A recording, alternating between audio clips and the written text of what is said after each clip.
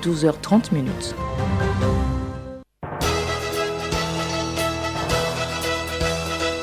Le journal Bénédicte Kanda.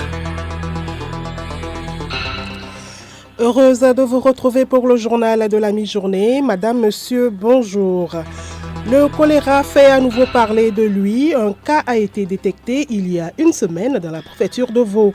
Des mesures d'urgence ont été prises et le ministre de la Santé appelle à plus d'hygiène pour éviter la maladie. Les journalistes togolais disposent désormais d'un recueil sur leurs droits et devoirs. Le document, une compilation des instruments juridiques et réglementaires, a été présenté ce matin à Lomé. Après 2 semaines d'arrêt, les activités de pêche ont repris sur le littoral togolais. Un pur bonheur pour les pêcheurs. Reportage à suivre.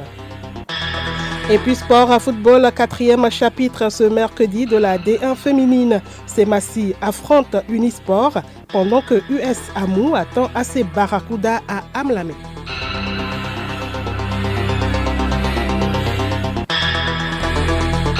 Radiolomé.tg.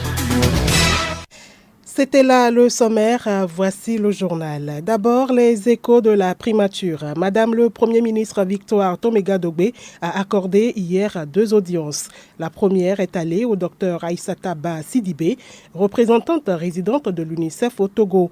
En fin de mission, elle est allée exprimer sa gratitude à la chef du gouvernement pour la franche collaboration. Docteur Aïssata Ba Sidibé à sa sortie d'audience. Après avoir passé 5 très belles années au Togo, vraiment je me sens parfaitement togolaise. J'ai tenu à venir vraiment partager avec Madame le Premier ministre la satisfaction totale de mon organisation par rapport aux avancées significatives observé dans le cadre de la mise en œuvre de la feuille de route gouvernementale sous le leadership du gouvernement et vraiment sous le pilotage et la coordination parfaite menée par Madame le Premier ministre. J'aime à dire que le Togo est un pays plein d'espoir et d'opportunités dans la mesure où le niveau des indicateurs sociaux vous permet de dire que nous allons atteindre les objectifs dans un délai raisonnable et nous pouvons faire la réalisation des droits des enfants grâce à toutes ces initiatives qui sont menées sous le leadership de son Excellence Monsieur le chef de l'État, mais aussi sous la coordination de Madame le Premier ministre. La seconde audience a été accordée au docteur Edwige Adekambi Domingo, représentante résidente par intérim de l'UNFPA. Les discussions ont porté sur le partenariat entre le Togo et le Fonds des Nations Unies pour la population. Docteur Edwige Adekambi Domingo, que nous écoutons. J'ai tenu à rencontrer son Excellence Madame le Premier ministre pour faire le tour d'horizon de la coopération entre le Fonds des Nations Unies pour la population et le Togo qui se porte très bien. Nous avons abordé les questions relatives au mandat de l'UNFPA globalement. Cette année, le Fonds des Nations Unies pour la population accompagne les pays à célébrer le 30e anniversaire de la CIPD et nous oblige à nous engager davantage aux côtés du pays dans le cadre de la mise en œuvre de la feuille de route avec des spécificités qui sont particulières à chaque région en tenant compte des différents contextes. Nous avons saisi l'opportunité pour remercier le Togo, féliciter le Togo pour la conduite du recensement général de la population. La suite de ce journal, les professionnels des médias au Togo disposent désormais d'un recueil intitulé « Droits et devoirs du journaliste au Togo ». La cérémonie de lancement a eu lieu ce matin à Lomé. Azonko Sename, Hortense Djoua. Et cet ouvrage de 125 pages est une compilation des instruments juridiques et réglementaires du journalisme en République togolaise. Il vise aussi à promouvoir la liberté d'expression des médias et protéger les défenseurs des droits de l'homme au Togo. Au-delà du lancement du dit manuel, les hommes de médias sont appelés à s'approprier le contenu de l'ouvrage. Honoré Adontui, président du patronat de la presse togolaise, initiateur de l'atelier d'appropriation. Au cours de cet atelier, nous allons parcourir l'ensemble des textes qui sont contenus dans le manuel. Nous allons également rappeler quelques prérequis à travers des formateurs rompus à la tâche qui sont à la disposition des participants. Et ça nous permettra d'évaluer de façon générale l'ensemble des textes qui tournent autour de l'exercice de la profession au Togo. Ce projet est financé par l'Union européenne. On notait à cette rencontre la présence de quelques membres de la HAC, des représentants de la diplomatie européenne au Togo et des journalistes des médias publics et privés. Merci à vous Hortense Djoua. On parle santé à présent. Un cas de choléra a été détecté le 30 juillet dernier dans le district sanitaire de Vaud. Il a été immédiatement pris en charge par les services du ministère de la Santé. Il s'agit du cas d'un jeune homme de 22 ans guéri après sa prise en charge dans une structure de soins. À cet effet, le ministre de la Santé et de l'Hygiène publique, professeur Moustapha Midiyawa, appelle les populations à une vigilance plus accrue et à l'adoption de comportements pour éviter de contracter cette maladie. Des précisions avec Edmond Soba. Le choléra est une maladie diarrhéique grave qui se transmet par voie orofécale lors de l'injection d'eau ou d'aliments souillés.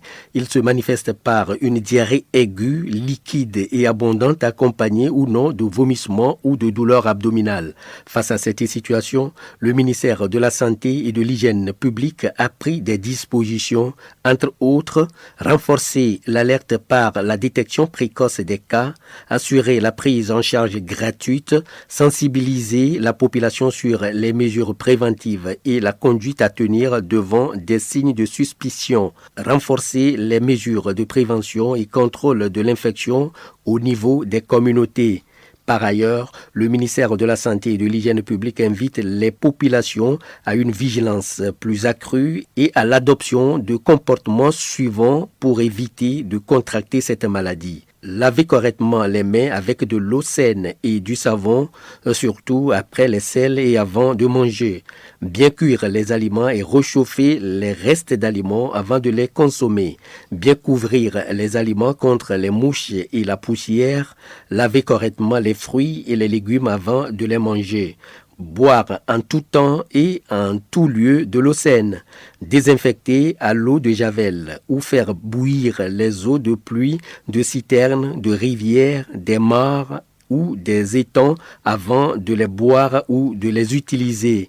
Faire les besoins et jeter ceux de nos enfants dans les latrines. Éviter de déféquer et de jeter les ordures dans la nature. Et puis, toute personne présentant une diarrhée liquide abondante associée ou non à des vomissements doit être conduite immédiatement au centre de santé le plus proche pour une prise en charge rapide et adéquate, garante de guérison. Et l'hygiène est importante au cours de l'allaitement pour garder le bébé en bonne santé. La semaine mondiale de l'allaitement s'achève ce 7 août. Bien qu'important pour le bébé, l'allaitement maternel doit être arrêté à un âge donné. Seulement, certaines mamans se permettent de sevrer le nourrisson juste après quelques mois. Quelle devrait être la durée normale d'un allaitement maternel? Naka Chamdia, sage-femme au centre médico-social de l'UTB circulaire, nous éclaire. Nous sommes dans un pays où tout le monde travaille. Les femmes sont fonctionnaires, les femmes sont occupées et c'est ce qui fait que parfois on arrête l'allaitement quand on veut. Surtout les femmes disent l'enfant a déjà 1 an et demi.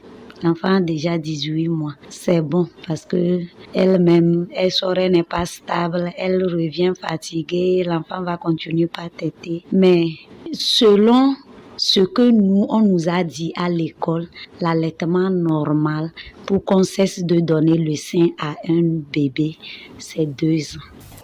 Et après cette étape de nourrisson, l'enfant a droit à l'éducation. Ce 7 août est justement la journée mondiale de l'éducation.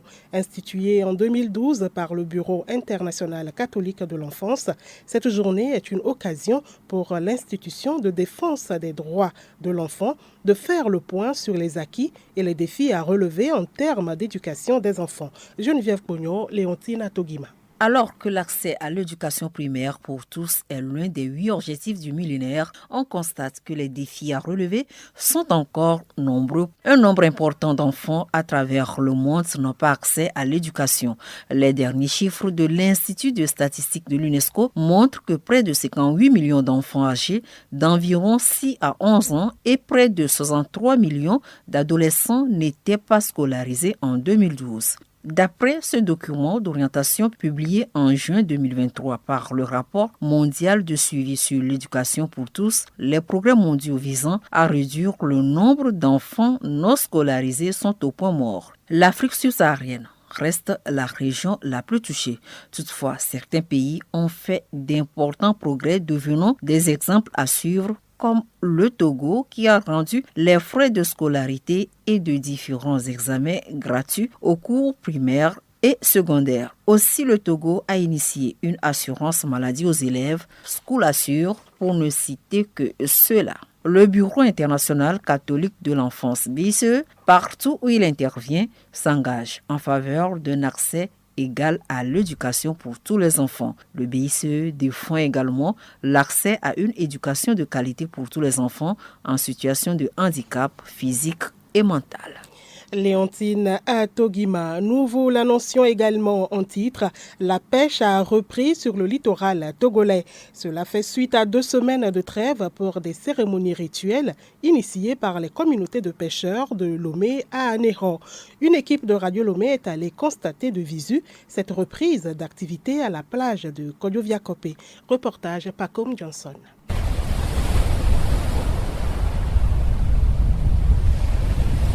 Nous sommes sur la plage de Kodioviakopé, sur ce vaste espace sablonneux, des femmes assises à même le sol, avec bassines en main, discutent entre elles. D'autres femmes, dans l'attente d'être satisfaites de la pêche, observent les braves hommes qui tirent avec force les filets.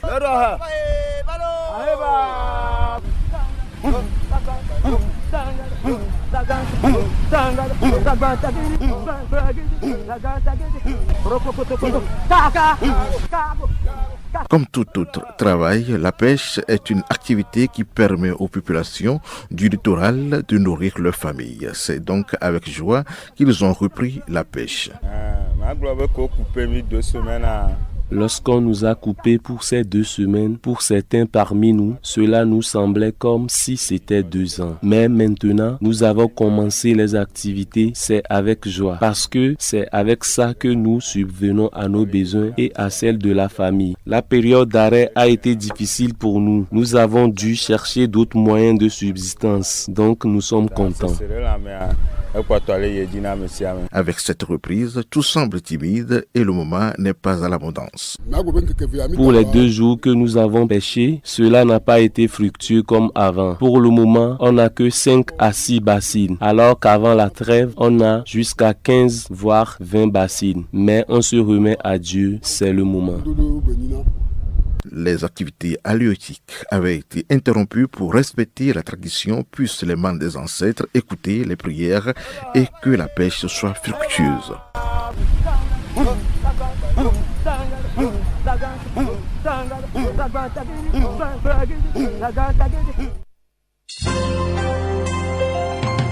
Le journal Bénédicte Kanda. Actualité hors du Togo, la Côte d'Ivoire célèbre aujourd'hui 7 août le 64e anniversaire de son accession à l'indépendance. Les festivités se déroulent sur l'autoroute de Grand Bassam. Au programme, défilé militaire de l'armée de terre, mais aussi parade motorisée et aérienne, ainsi qu'une démonstration de saut en parachute. À la veille de cette fête nationale, comme à l'accoutumée, le président Alassane Ouattara s'est adressé à ses compatriotes. Il s'est félicité des progrès enregistrés par le pays durant ces dernières années sur le plan économique et social. Après le Mali, le Niger rompt à son tour ses relations diplomatiques avec l'Ukraine. Il est reproché à Kiev un soutien à des groupes terroristes dans une attaque subie par l'armée malienne fin juillet. Le Niger a également annoncé la saisine du Conseil de sécurité des Nations Unies en vue de statuer sur l'agression ukrainienne. En Afrique du Sud, la police a découvert près de 90 migrants éthiopiens séquestrés à Johannesburg. Selon les autorités sud-africaines, elles y vivaient dans des conditions inhumaines et auraient été détenues contre leur gré. Cette nouvelle découverte de migrants éthiopiens sans papier et enfermés dans une maison remet la lumière sur la route et le flux migratoire qui relie la Corne de l'Afrique au sud du continent. Depuis 2020, les corps de dizaines de migrants éthiopiens ont été retrouvés au Mozambique, en Zambie ou encore au Malawi le long de ce périlleux trajet. Et puis aux États-Unis, Kamala Harris a choisi son colistier. Il s'agit de Tim Walz. Le duo s'est présenté hier au cours d'un meeting en Pennsylvanie, un état clé pour la présidentielle de novembre prochain. Tim Walz a été officiellement présenté par Kamala Harris sous les applaudissements et dans une salle archi-comble à Philadelphie. Il leur reste 3 mois pour convaincre les électeurs. Après la Pennsylvanie, Kamala Harris et Tim Walz vont sillonner 6 autres États clés, à commencer par le Wisconsin dès ce mercredi. Des États dans lesquels le profil du colistier démocrate doit permettre d'attirer l'électorat blanc. Sport, football, le championnat national de première division féminine est à son 4e chapitre ce mercredi. Plusieurs rencontres sont au programme. Kilim Payode. Le championnat national de la D1 féminine est composé de 2 groupes, le groupe A au sud et le groupe B au nord. Dans le groupe A, US Amou accueille dans son entre à Amlamé AC Barracuda. Les joueuses des 2 clubs auront à cœur de prendre les 3 points de la journée pour mieux se positionner dans le classement. Ahé FC de Tabligbo attend ASO TR à AHP. Entente 2 se mesure à Wina Girls au stade d'Agüenivé. Dans le groupe B, duel de proximité entre Fouadan de Dapaon et Doumbé de Mango à Tandjoa. Derby thème à Sokodé entre Semassi et Unisport de Kouloundé au stade municipal de Sokodé. Hier déjà, Asko a disposé de Koroki de Tchamba sur un score de 3-1. Et puis l'information insolite du journal pour terminer. Un homme originaire d'Inde n'est pas passé loin d'une mort certaine dans l'état indien de Madhya Pradesh. Un python s'est attaqué à lui alors qu'il faisait ses besoins à l'abri des regards dans les buissons. L'animal a commencé à s'enrouler autour de son cou. Fort heureusement, des témoins de la scène ont pu lui sauver la vie et ce notamment à l'aide d'une hache. Une vidéo prise par un témoin montre la victime avec les yeux écarquillé par la peur alors que le python s'enroulait autour de son corps et notamment de son cou. La victime a été transportée à l'hôpital où elle a reçu des soins médicaux.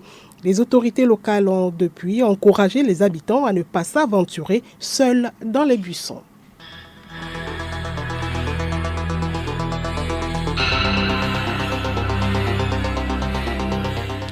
Madame, Monsieur, voilà, ce journal se referme ainsi. Merci de l'aimable écoute. Le rappel de l'essentiel à retenir. Le choléra fait à nouveau parler de lui. Un cas a été détecté il y a une semaine dans la préfecture de Vaud. Des mesures d'urgence ont été prises et le ministre de la Santé appelle à plus d'hygiène pour éviter la maladie. Les journalistes togolais disposent désormais d'un recueil sur leurs droits et devoirs. Le document, une compilation des instruments juridiques et réglementaires, a été présenté ce matin à Lomé. Après 2 semaines d'arrêt, les activités de pêche ont repris sur le littoral togolais. Un pur bonheur pour les pêcheurs. Vous avez suivi le reportage dans ce journal.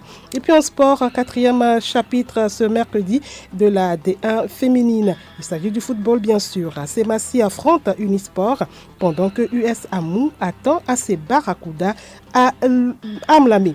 Excellent après-midi à l'écoute de la station du plaisir.